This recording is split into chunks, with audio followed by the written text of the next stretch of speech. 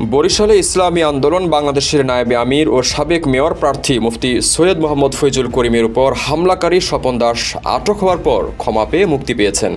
Remittance যোদ্ধাদের ঢাকায় বিশেষ ছাড়ে রেডি ফ্ল্যাট দিচ্ছে শতভাগ বিশ্বস্ত ও নির্ভরযোগ্য প্রতিষ্ঠান প্রবাসীর সিটি।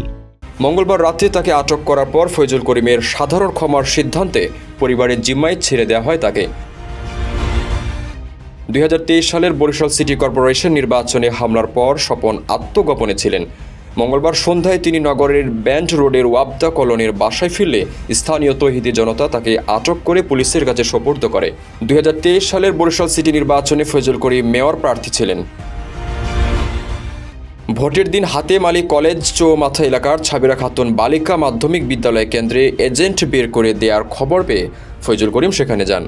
কেন্দ্র থেকে বের হওয়ার পর 30 থেকে 35 জন লোক নৌকার স্লোগান দিয়ে তার উপর হামলা চালান।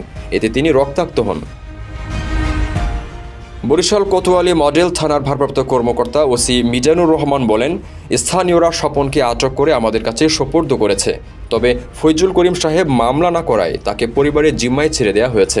স্বপন দাসের পরিবার ফয়জুল করিমের এই ক্ষমা প্রদর্শনের জন্য কৃতজ্ঞতা প্রকাশ করেছে। তারা বলেন, হামলার শিকার হয়েও ফয়জুল করিম যে উদারতার পরিচয় দিয়েছেন তা অনন্য দৃষ্টান্ত।